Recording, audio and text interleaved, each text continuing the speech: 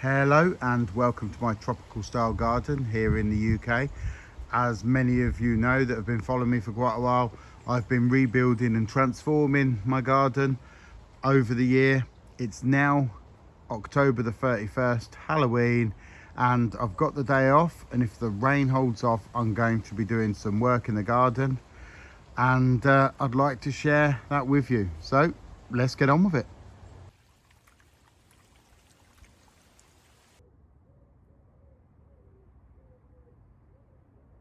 Okay, for those of you that watched my last video, I mentioned I needed to get this lawn done because of the amount of mud that it's bringing into the house as the dog runs in and out. So before I do that, bear in mind how late it's getting in the season, I thought I was going to do some clearing up and get rid of some of the plants that I don't think are going to go in next year. I spoke about them in the last video on why I didn't really think they were working, about trying to prolong the planting season and give me more of an all year round good look. So one of the jobs I'm going to do today is clear some of the plants from this bed, leaving the more evergreen plants.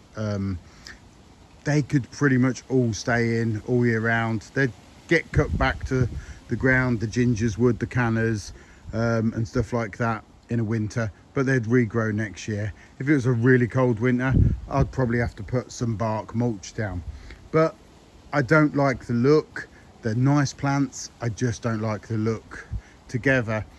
I like the foliage of the ferns against the water feature. I like the mahonia here, I like the big leaves here, but this bit, the ginger, the canna, the banana, they're just all long, elongated, straight leaves that when they were small and I first planted them and they started to grow, they looked fine, but now, as I've said in the previous video, they've just all merged in and looked a bit of a mess. We haven't got this contrast between foliages that just looks so much nicer than just all the same type of leaf.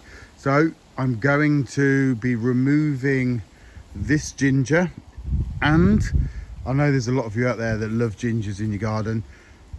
For me, they don't do enough.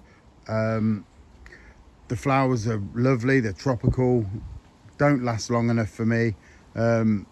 Sometimes they take too long to emerge and then they can start dying off, looking a bit tatty like this near the end of the year. So I'm not getting enough out of it. So I tend to go on cycles of plants I like and don't like. And at the minute, I think they're a really nice plant for a tropical garden. I'm just not sure they're the right plant for my tropical garden. So that will be dug out and potted up. Not sure where it will end up, but we'll see. I'm going to then lift this canna Thai rainbow.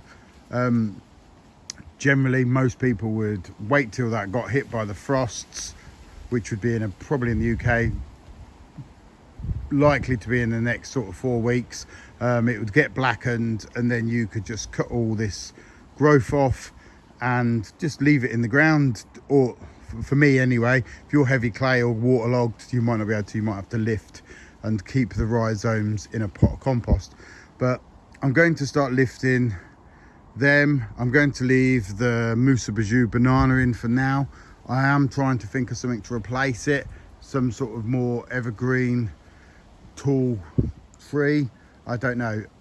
If I put another trachycarpus in, I have this look in my garden, which was intentional, where I almost wanted it to feel like a palm tree trachycarpus forest. So I like lots of them, but I think if I put another big one here, I'm not sure if it's going to, it will either tie it all in or it'll be too much. I've got a couple more in my front garden that I could dig up and move. I have a Trachycarpus wagnerianus there with about 5 foot of trunk that could be moved, and I have a taller one that would really take some moving, and that could also go there. Or I have the option of something like a Magnolia grandiflora, something that's going to look tall and evergreen. I'm not sure. For now, I'm going to leave these bananas in Musa Bijou and see where we go from there. The trouble with transplant planting Trachycarpus palms is they do move well, but this is when I moved from the front earlier this year, and you can see it's still alive, still healthy. It is yellowing if you look compared to the other ones in the garden. It's sort of, you know, gone limey green looking. I've moved a lot in the past. I've moved them bigger than this.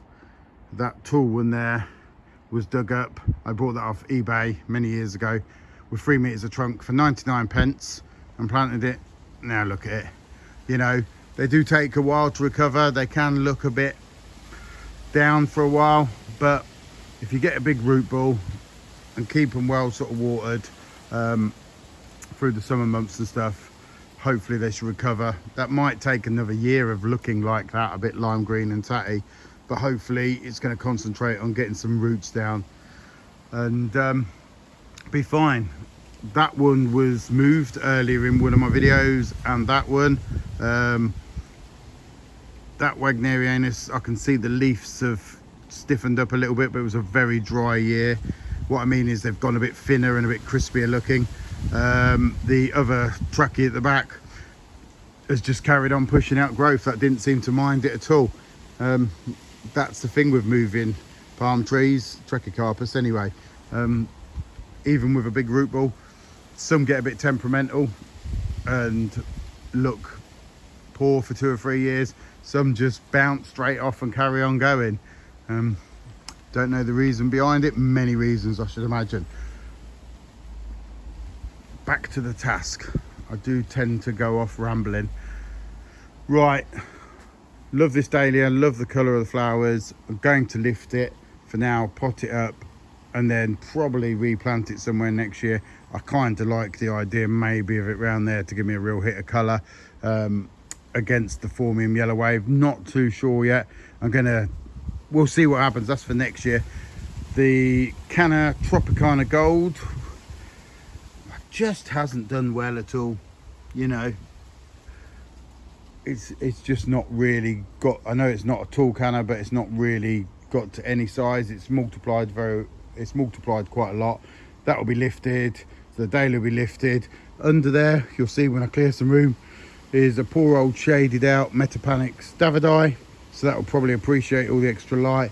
And then we're going to go through and see what else can come out, leaving the plants that are going to give me more all year round interest or give me the look that I'm after. I may add some more ferns. I really like this sort of look across here. So when I clear it, I'll definitely be considering that. Right, let's go get the spade. Okay, so I've dug up the Canna Tropicana Gold and the dahlia, and before I dig out the other plants, I thought I'd just give, for those that are quite new to it or don't quite know much about cannas and stuff, basically this bit under the ground is the rhizome, and this is the bit that needs to be protected from frost. So generally for me, underground, the frost doesn't penetrate that much. I've got free draining soil. You can probably see from these little white specks that whenever I pot up dahlias, colocaceas, cannas, I will use perlite in my mix to make sure that it's very free draining around this area. So even if we do get heavy water, rainfall I should say, it tends to drain past the area of the rhizome. So if I put this up now, and even if I left it out here, if this top growth got killed off and blackened, as long as it doesn't freeze through and kill this bit or remain waterlogged and rot this through, there's a very good chance that it would push out new shoots like this and regrow next year. So I'll show you what I'm going to do with them in a minute, but I just wanted to sort of explain that. As for the dahlia, for me it could have stayed in the garden, like I say, but what I'll do is I'm just going to pot that up as is. You could shake it all off. There's loads of videos out there that will tell you to overwinter dahlias. I'm not going to be that fussed about it. I'm literally just going to cut these off, leave a little bit of the stem, about an inch or so, somewhere around there, 2 inches maybe. Just cut all that off, and I'm just going to pot it straight up as is, and then let it recover in spring. That will just go into the greenhouse or somewhere dry and frost free. I'm not that fussy about it all, really. I've got too many more precious plants to worry about these, and I'm just so comfortable with them that they should be fine. Like I say, this isn't an how to overwinter cannas video or how to overwinter dahlias.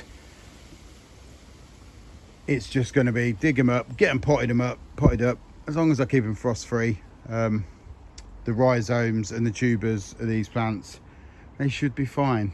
Right, I'm going to dig out the ginger and then go on to the larger cannas after.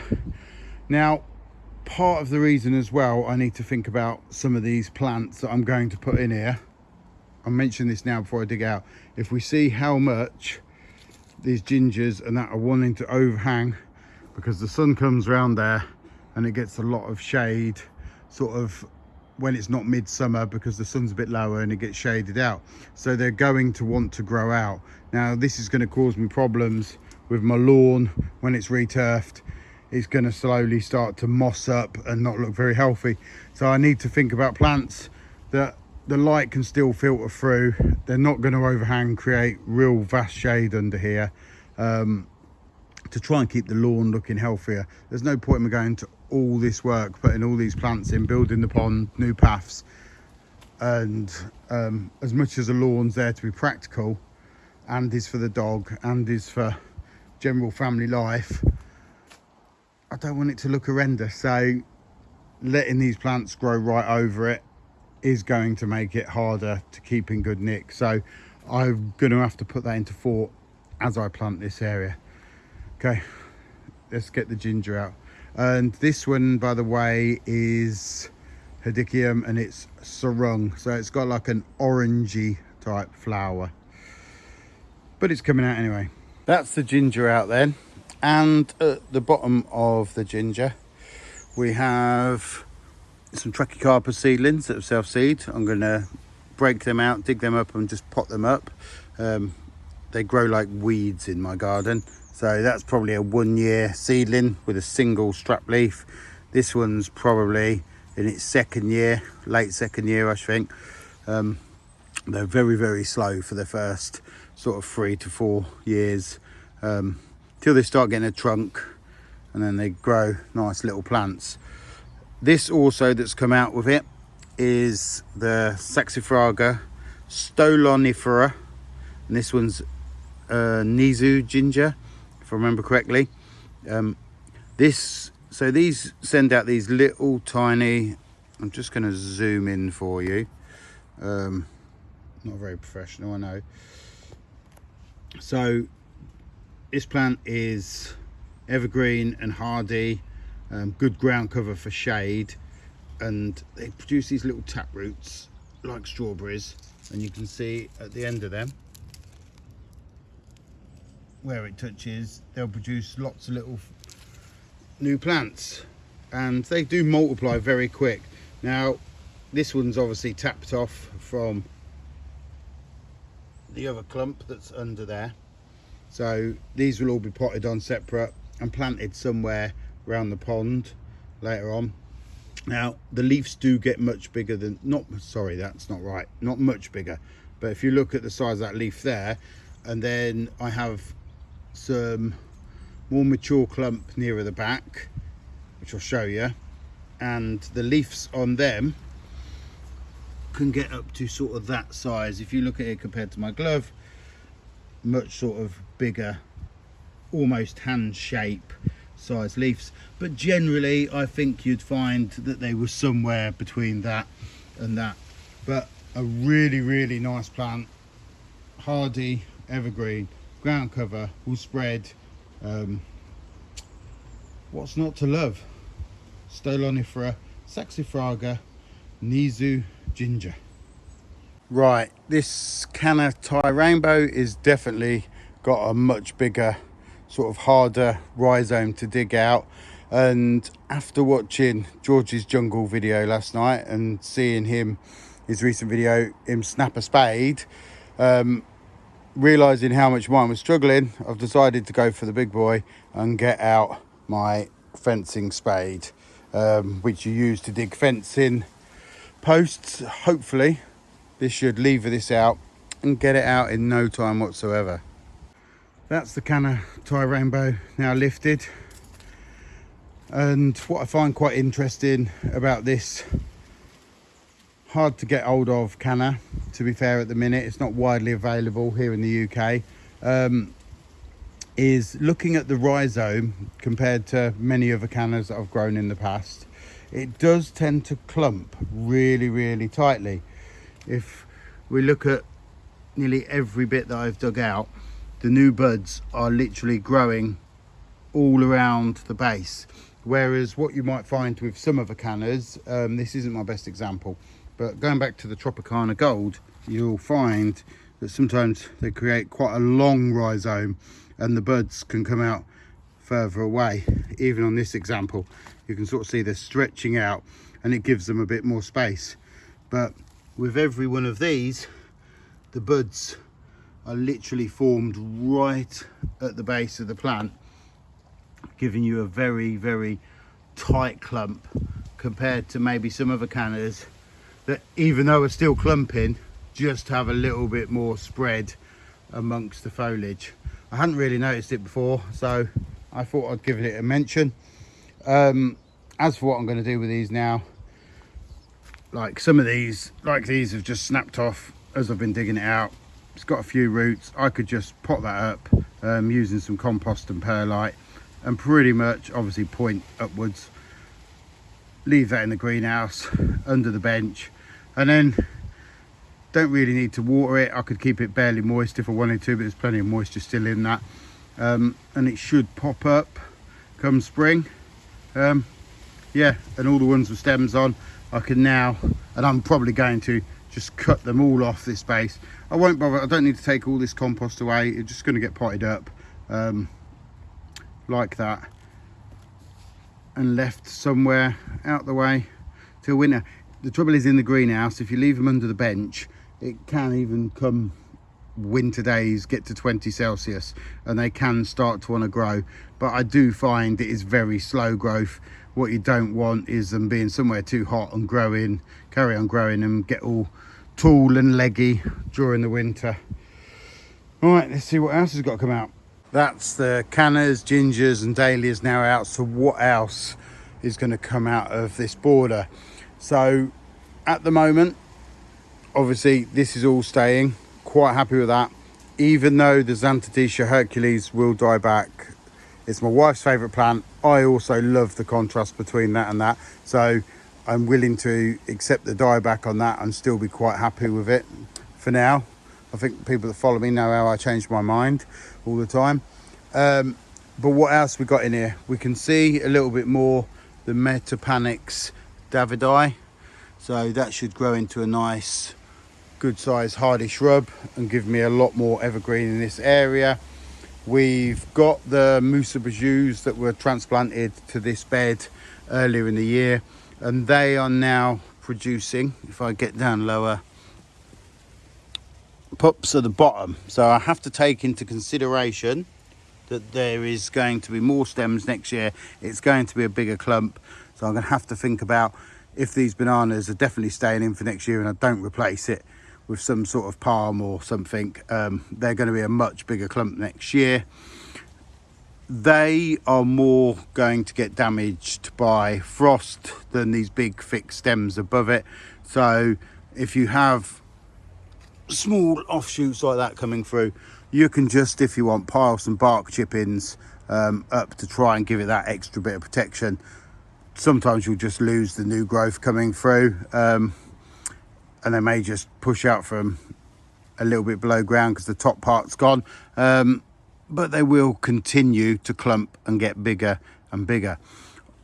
Also, we have, that hasn't done very well in here, it's, you can't, I don't know if you can see, but we've got Persicaria, Purple Fantasy.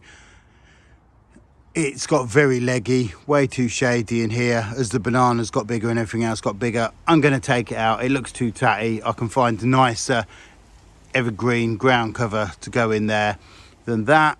We also have, this is a Sambucus. I think this one was Black Tower. I wanted, obviously it's deciduous, but I wanted this sort of black foliage as I looked out during the summer, to contrast against the green. It needs probably a bit more sun than it's getting. As it gets bigger, it should get more, because if it gets more sun, these leaves are going to look a lot blacker in the shade. They tend to go, well, stay much more greener. This cordyline went in this year. It's sort of actually grown quite well. It's probably, I think it was probably about here when I got it, maybe. So this is new growth. One thing you've got to watch when you put cordylines in is that they don't have what you call cordyline rock. So when you buy them, if you give them a bit of a shake, you don't want them wobbling too much. That's got a bit of a wobble. So I'll have to keep my eye on that, because they can become very loose or just tip over when younger. So just be aware of that. So one thing I tend to do as well when they're young is not overly try and rock that stem like I just literally did. So when you take off these old dead leaves, which is quite normal for a cordyline, if I show you my larger one up there, you can see the skirt that's been made on the bottom using loads of old brown dead leaves. Obviously these look a bit tatty, but if you just yank them on the green cordylines, they will tend to just, like, if I give it a yank, they'll just pull on the stem, keep pulling it, and if it's not rooted very well, it can slowly loosen it up. On a small plant I'm on about, not like the big one I've just shown, which is quite different to the variegated ones. So with these ones, I would cut these off, all these dead ones, rather than yank them. If the trunk feels secure, then obviously you can use the lower ones and just pull them down and tear them, but I tend to cut them on these green ones, so I'm not constantly rocking the trunk. Whereas if I show you on let's go over to a cordyline Torbay Dazzler, even these healthy ones here, just with the slightest pull, fall off. And that goes for all of them. If I go down to this lower one and I just give it a little pull, hardly, just comes off so much easier, which is quite strange compared to the green ones. Let's go over to this one. Perfectly healthy looking leaves. Just give it a little pull, easy as anything, just come off. So, and then we've got a green one here, and then you watch this, comes straight off now, just to prove me totally wrong. Usually they're quite tough. I knew that was going to happen even before I did it, but sometimes on the green ones they can be quite tough, so if so, just use scissors. I'm rambling again. Let's get back over to the border. That's now all the plants from this side that I want to take out, dug out. Just a few weeds to get out and some small Trachycarpus palm seedlings.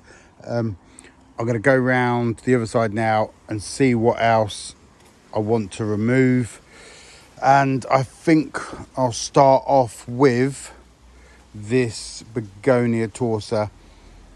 I said about in my last video how I look out directly out of my sort of bifold doors of my house and see this whole front of this garden.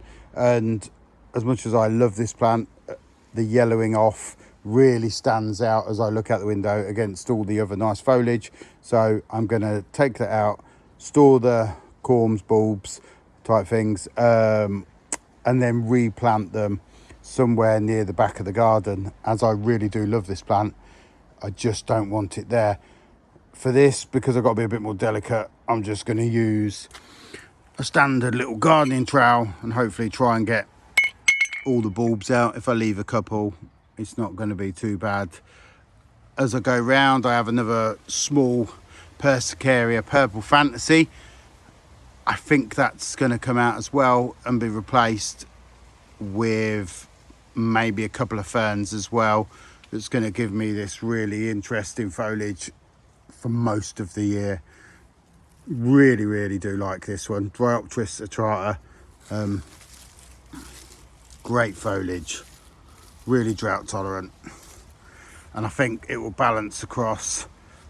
Putting it on both sides, it will deal with the shade that's under here. I think it will contrast really good with this Astelia red shadow, which ideally wants more sun, but I just really like it there against the begonia and the other plants. As for the Strobianthus, the Jedi Master that is Mike Clifford of Rare and Unusual Tropical Plants here in the UK, has had this survive -5 in his garden. So I am very tempted to mulch the bottom of it, or I lift it. I've took some cuttings off it, really easy. Taking some of this stem off and just trimming the leaves back and rooting them in water. Found that really easy. So I've got some backups. I have 3 probably this size in the garden. I really like it. I haven't got much greenhouse room to dig it up and store it, so do I leave this one in and hope that with a mulch it comes back next year just as strong? I'm still torn right now at the point of digging out. The part of me is tempted to dig it out. We'll soon see. Well, we've just had a big downpour of rain, so I used that excuse to get under the gazebo in the dry and pot a load of these plants up. I also have loads of, probably another 6-7 potfuls of this canna Rainbow now in the greenhouse. I will reduce them down more. I just wanted to get them in while I had chance. This is the Begonia torsa. That will just go into the greenhouse and I'll let that top part die off. That just come out as one good rooted clump. That will then go further back. I did, if you can see, decide to dig up the large Strobianthus I was just on about. I'm going to reduce some of the top growth and take a few more cuttings. Don't know where I'm going to keep all this stuff, but may as well do it. That's now left me with only a few gaps really, compared to the amount of plants that have come out. Just these small areas around here. Bear in mind the Metapanax there is going to get bigger, the Cordeline's going to get bigger, everything's going to grow. So I feel like this is probably just going to have some nice 1 foot high or ground cover plants of various really interesting foliage, because I can make it just look so much better for so much longer. And also I noticed when I was inside the house, after I'd cleared this, I can now see much further down. So because I've moved the cannas, I can now see all these plants which were being obscured from my back door by what was here. So that's allowed me to see further down the garden and take advantage of all this extra sort of view of the pond, the logs and the more interesting foliage. So next, if the weather holds off, I need to get these persicaras dug out. They're no longer going to be there anymore. I am going to get this canna red velvet dug out, which is, if you don't know, basically canna Cleopatra is green with red burgundy stripes, and sometimes it reverts back to just burgundy. That is this plant. Now this has been divided for a good few years for me and been in my garden, unless I've added to it without thinking. But strangely, this one has reverted back, and now I have an offshoot that is coming out, canna Cleopatra green with burgundy lines. That's going to be all potted up, put out the way. Then I pretty much only have a couple more plants, a fuchsia at the back, and this, as it started to rain again, brug full of flowers. I'm putting it off and putting it off, but because I need to get the lawn done soon, kind of need to get it out before the lawn goes in. One bit, and this is a design fault that I thought I'd mention, and I need to think about. For those that know, I went for a yin-yang style lawn, and that means that this back end, to come around and create that yin-yang style, has to come round into a very tight V shape there, and then I'm going to have my gravel path going through succulents and stuff around there. But the problem with this is that's going to be very, very hard for me to cut the grass with. So I'm either going to get a small lawnmower and then have to maybe just hand cut that little V across there, or I'm going to have to bring a, which I really don't want to do because I think it will take away from the look, bring a cobble around there and put some sort of pebbles or some paving in there, because the lawnmower is just not, once it's got plants in here and gravel there, I can't get the lawnmower in. So just watch if you're ever doing silly little things like that. It all looks good on a piece of paper and design, but they have to be manageable, and that is something that I've got to put some thought into, or it's going to just give me a little bit more maintenance. It's just started raining, so I've jumped back under the gazebo, a very handy thing to have in a tropical garden in the UK. Where do we go from here?